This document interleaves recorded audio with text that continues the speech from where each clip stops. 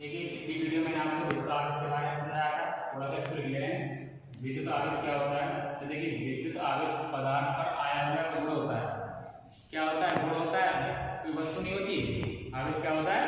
केवल गुण होता है। इसके द्वारा वह दूसरे पदार्थ पर बल लगाता है। क्या लगाता है? बल लगाता है। इसको आप करके परिभाषा कर सकते हैं। विद्युत आवेश पदार्थ पर आया हुआ वह गुण है जिसके कारण वह विद्युत तथा चुंबकीय प्रभाव उत्पन्न करता है। विद्युत तथा चुंबकीय प्रभाव उत्पन्न करता है तथा उनका अनुभव करता है। याद करने के लिए विद्युत दो चीजें केवल, विद्युत और चुंबकीय, दो प्रभाव दिखाएगा या उनका अनुभव करेगा। आवेश दो प्रकार का होता है, धनावेश और ऋणावेश। अब आवेश धन ऋण क्यों होता है? तो देखिए किस प्रकार गणित में धन व ऋण राशि का योग शून्य होता है, उसी प्रकार दो प्रकार के आवेशों का योग भी क्या होता है? शून्य होता है। इसलिए धन और ऋण नाम दिया गया।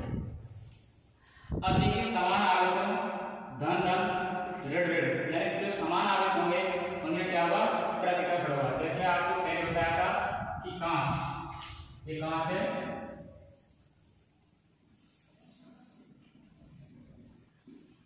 और ये भी कांच है, इन दोनों पर एक ही प्रकार का आवेश आएगा। समान आवेश होगा, एक दूसरे से क्या होंगे? प्रतिकर्षित होंगे। विपरीत आवेशों में क्या होता है? एक आवेश धन है, दूसरा ऋण है, तो उनमें क्या होगा? आकर्षण होगा। जैसे ये कांच है और दूसरा क्या है? प्लास्टिक। ये कांच है और ये क्या है? प्लास्टिक। दोनों आवेश हैं, तो इनके बीच में कौन सा बल लगेगा? इनके बीच में आकर्षण होगा, यानी एक दूसरे को अपनी तरफ खींचते हैं।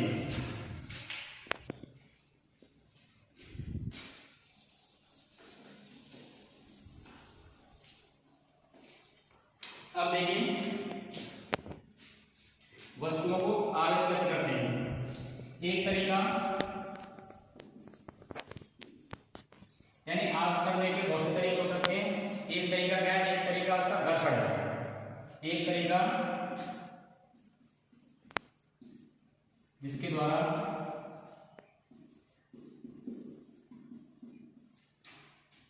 पदार्थ आवेशित किया जाता है वह घर्षण है। घर्षण यानी रगड़ना। आवेश होता है, आवेश हमेशा जोड़ी पैदा होता है, जोड़ी में धन और ऋण।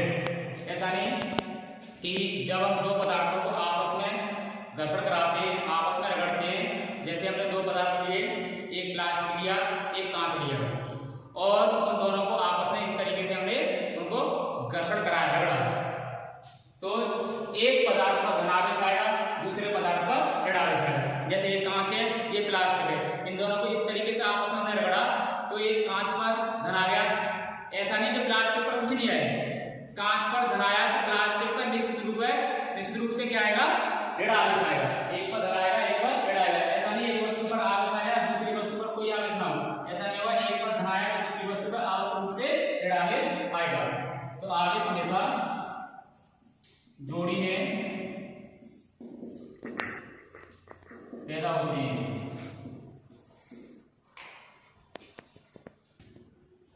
यानी आवेश हमेशा जोड़ी में पैदा होते हैं।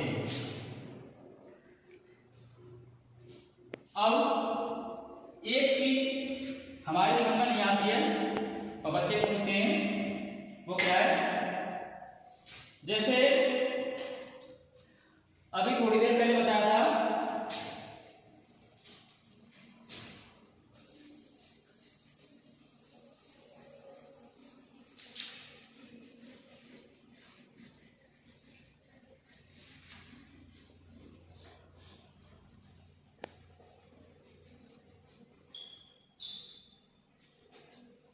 ये जो बल्ब लगता है विद्युतीय बल्ब, इसके बारे में पढ़ लिया हमने। ये दो प्रकार का होता है, एक तो ये आकर्षण होता है और एक प्रतिकर्षण होता है, और ये पदार्थ के द्वारा ही लगाया जाता है। किसके द्वारा लगाया जाता है? पदार्थ के द्वारा ही लगाया जाता है।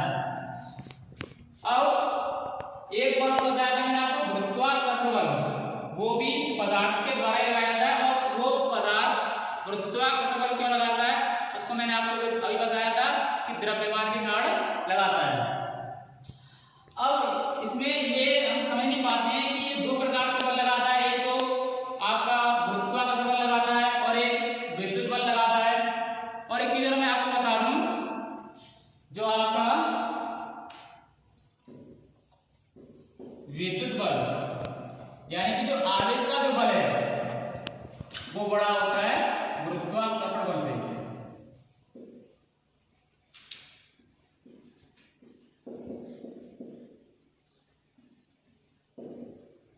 काफी अधिक बड़ा होता है, लगभग 10 की घात 27। कितना होता है? 10 की घात 27 गुना अधिक होता है।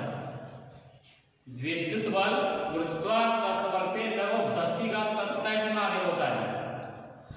तो विद्युत बल के कारण गुरुत्वाकर्षण बल तो हमें कहीं दिखेगा ही नहीं, क्योंकि ये इतना अधिक है।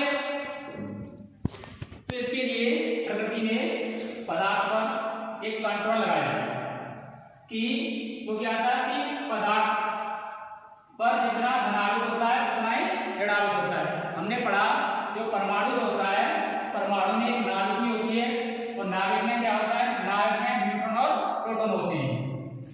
न्यूट्रॉन उदासीन होता है और प्रोटॉन पर धनावेश होता है। जितना नाभिक पर धनावेश होता है और नाभिक के चारों तरफ क्या होती है? विभिन्न कक्षाएं होती है, और उन विभिन्न कक्षाओं में इलेक्ट्रॉन क्या करते हैं? परिक्रमण करते हैं। तो नाभिक पर जितना धनावेश होता है उतने ही परमाणु का ऋणावेश के इलेक्ट्रॉन उसके चारों तरफ, नाभिक के चारों तरफ क्या करते हैं? परिक्रमण करते हैं। तो धनावेश और जो नाभिक पर धनावेश और कक्षाओं में जो इलेक्ट्रॉन परिक्रमण कर रहे हैं उन पर ऋणावेश दोनों बराबर होते हैं। तो इसलिए वो नाभिक कैसा होता है? उदासीन होता है। सॉरी, परमाणु क्या होता है? उदासीन होता है।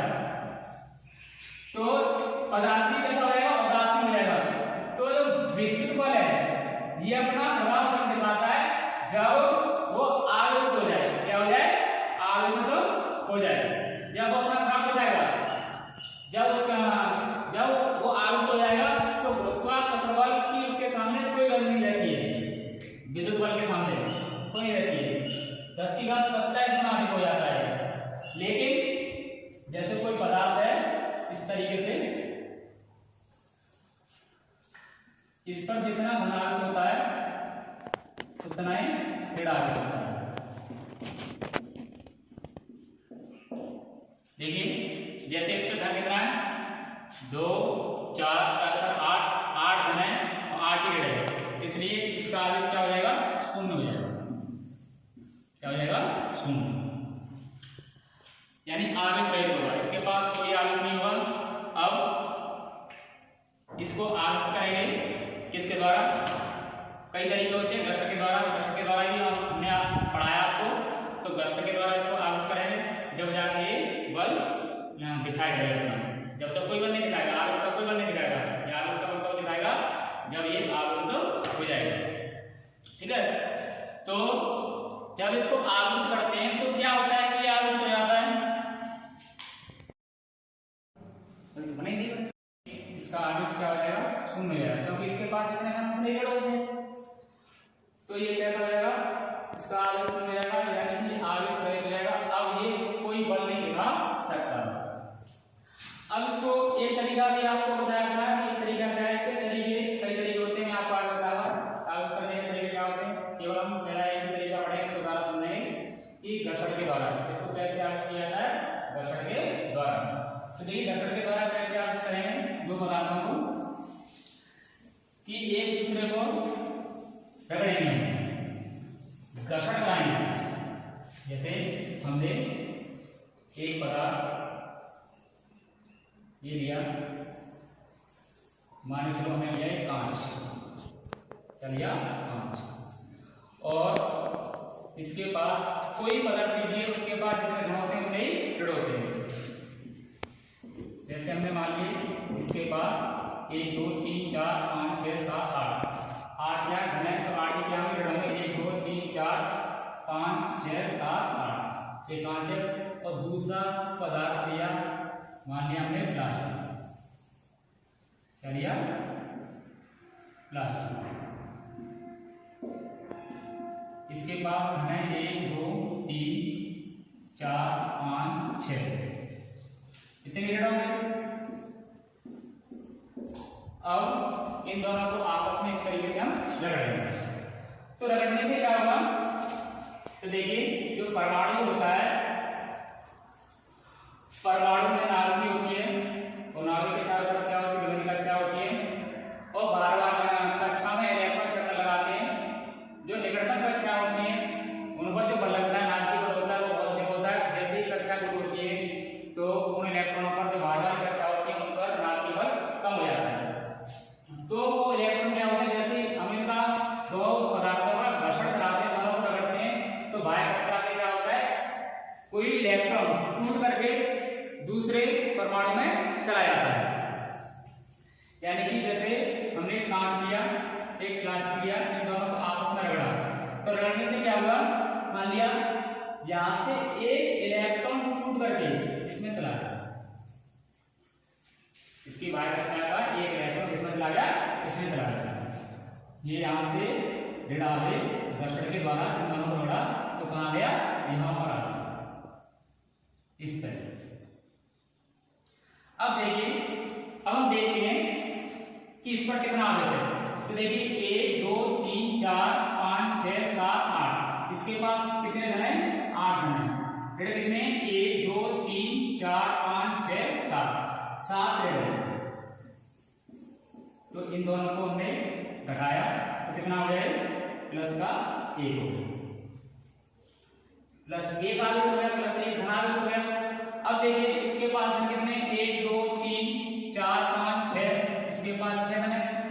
ऋण कितने, 1 2 3 1 4 5 6 7, इसके पास ऋण कितने, 7। इसको हल किया, कितना आया, माइनस का 1। इसके पास कितना है, -1 ऋण आवेश है। थोड़ी देर पहले मैंने आपको बताया था कि आवेश जो होता है जो भी पैदा होता है, ऐसा नहीं कि एक पर धन आवेश आ गया दूसरे पर कोई आवेश ना हो, ऐसा नहीं होता है। एक पदार्थ पर धन आवेश आया तो दूसरे पदार्थ पर आवश्यक रूप से क्या आएगा, ऋण आवेश आएगा। तो इस प्रकार से वस्तु आवेशित होती है। अब इसमें से क्या होता है, इलेक्ट्रॉन निकल करके दूसरे पदार्थ में चला जाता है। अब बात आती है कि इसमें से ये धन आवेश भी तो जा सकता था, यानी कि नाभिक यानी प्रोटॉन भी जा सकता था, इलेक्ट्रॉन ही क्यों गया है। तो देखिए प्रकृति यह तय करती है कि जिसको चलने में कम कार्य करना पड़ेगा, कम ऊर्जा लगेगी, वो पहले चलेगा।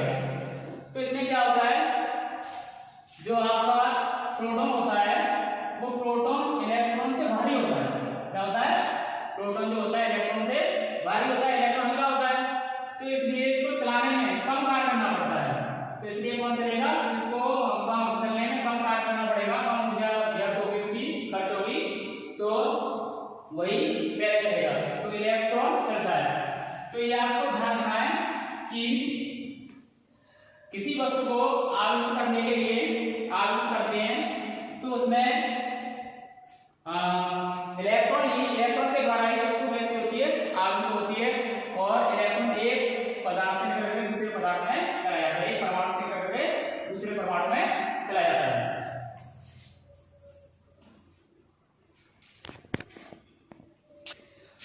अतः आविष्ट करने के लिए, किसी पदार्थ को आविष्ट करने के लिए केवल इलेक्ट्रॉन ही उत्तरदायी होता है। तो इसके लिए ध्वनि बनाई है इलेक्ट्रॉन ध्वनि, यानी आवेशित की इलेक्ट्रॉन ध्वनि। तो उसके द्वारा ही हम पूरे आवेश को, पूरी विद्युत को पढ़ेंगे। तो उसको हम ले रहे हैं कि आवेश की इलेक्ट्रॉन ध्वनि क्या है।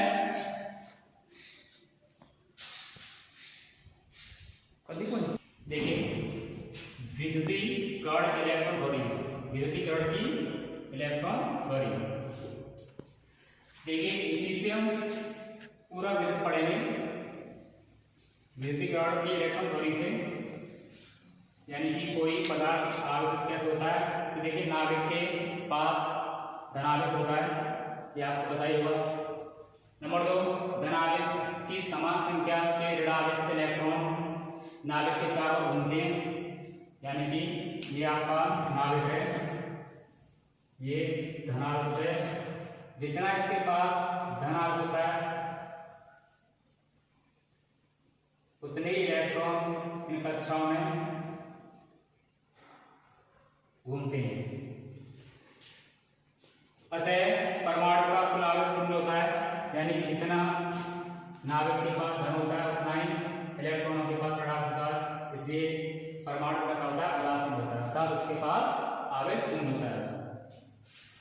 अब घर्षण के इलेक्ट्रॉन, घर्षण से क्या होता है, घर्षण से इलेक्ट्रॉन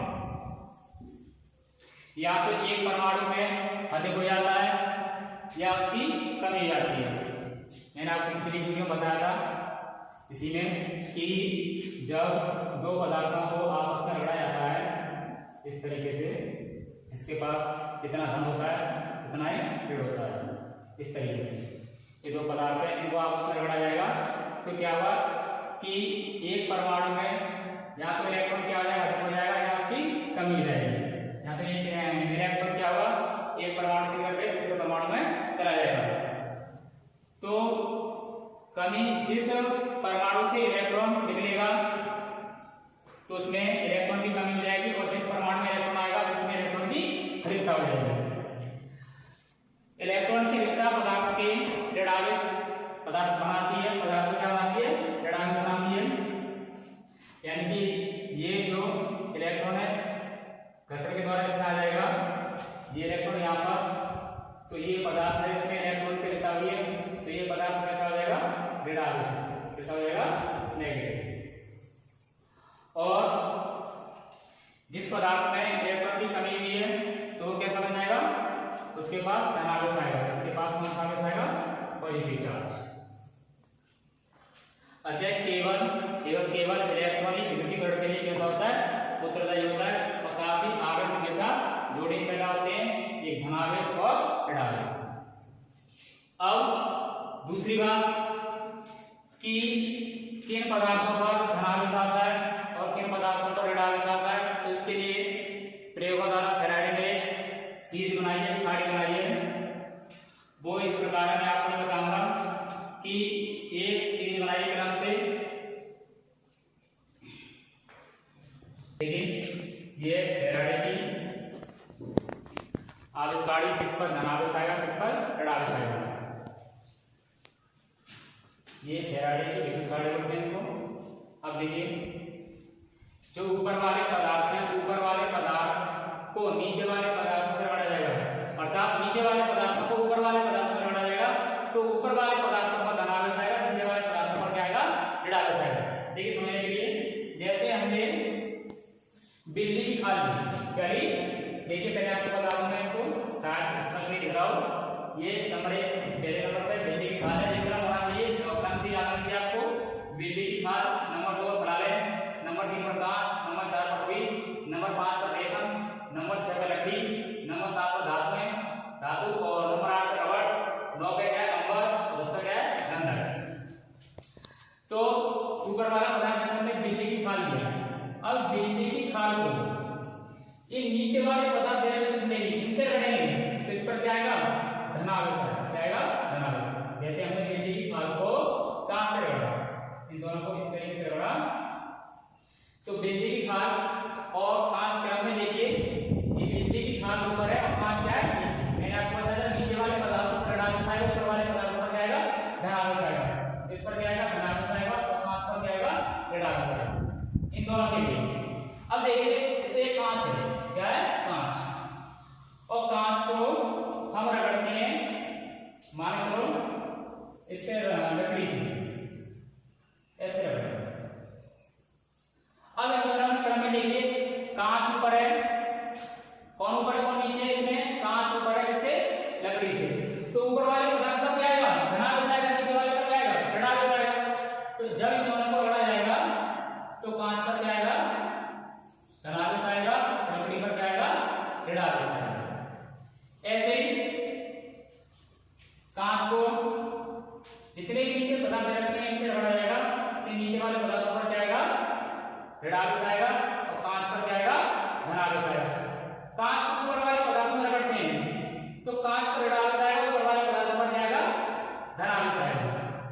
ऐसे ही आप समझ गए होंगे। जैसे रेशम है, रेशम को अंबर से रगड़ें इस तरीके से, तो देखिए रेशम और अंबर में इस सीरीज में, इस साड़ी में कौन ऊपर है? रेशम ऊपर है, अंबर नीचे है। तो ऊपर वाले पदार्थों पर जाएगा धन आवेश आएगा, इस पर जाएगा ऋण आवेश आएगा। इस तरीके से हम आवेशों की पहचान करते हैं, किस पर धन आवेश आएगा, किस पर ऋण आवेश आएगा। और नेक्स्ट वीडियो में हम आपको आवेश की मात्रा और उसकी मात्रा के बारे में बताएंगे।